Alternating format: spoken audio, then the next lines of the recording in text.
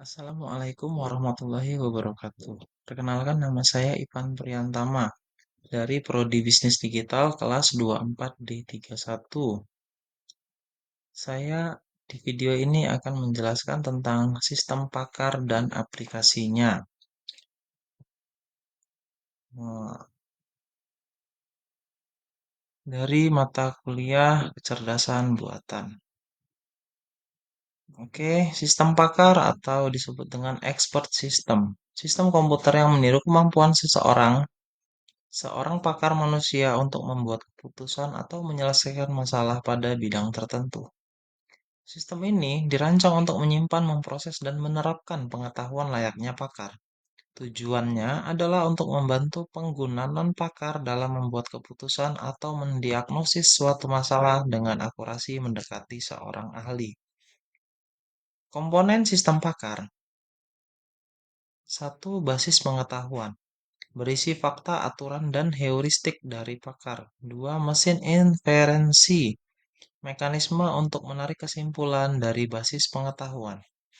Yang ketiga, antarmuka pengguna. Media interaksi sistem dengan penggunanya. Yang keempat, subsistem penjelas. Memberikan alasan atau penjelasan atas keputusan sistem. Yang kelima, akuisisi pengetahuan. Proses mengumpulkan dan memperbaharui pengetahuan dari pakar.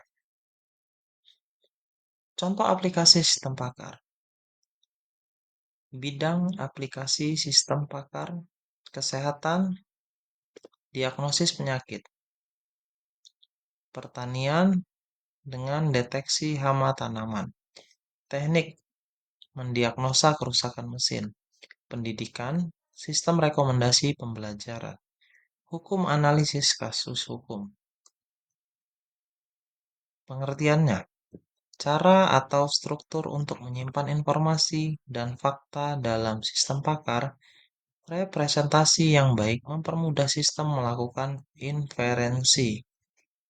Jenis presentasi pengetahuan. A. Frame. Struktur data yang mempresentasikan pengetahuan dalam bentuk objek dan atribut. Setiap frame berisi slot yang mendeskripsikan atribut, cocok untuk representasi konsep hierarki. Contoh, plain TXT, frame mobil, merek Toyota, warna merah, jenisnya sedan. Yang B. Ontologi. Representasi konsep hubungan antar konsep dalam suatu domain. Digunakan dalam sistem berbasis web, sistematik, dan AI. Memungkinkan interoperabilitas antara sistem.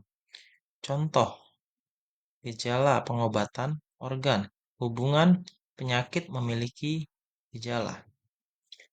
C. Logika fuzzy.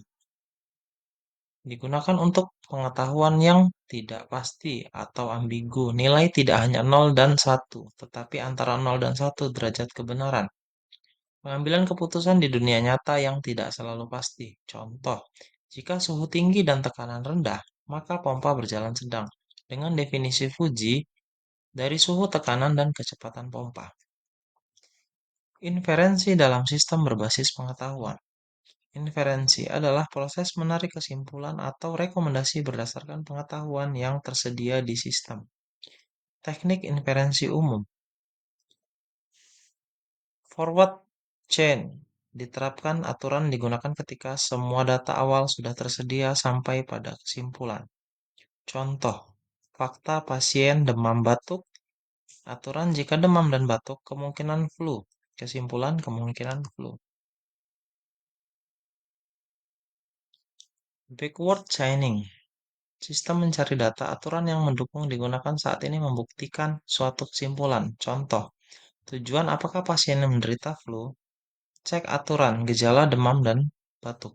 Cek fakta, pasien mengalami keduanya. Kesimpulan, ya, pasien mungkin flu. C.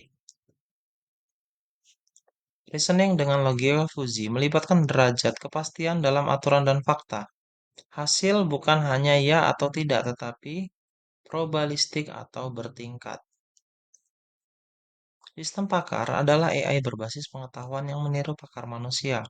Representasi pengetahuan dapat dilakukan dalam bentuk frame ontologi dan logika fuzzy sesuai kebutuhan Proses inferensi adalah inti dari sistem pakar dan dilakukan melalui teknik seperti forward chaining, backward chaining, and fuzzy reasoning. Aplikasi sistem pakar sangat luas di berbagai bidang, terutama di tempat di mana keputusan kritis diperlukan. Sekian penjelasan dari saya. Saya ucapkan terima kasih. Assalamualaikum warahmatullahi wabarakatuh.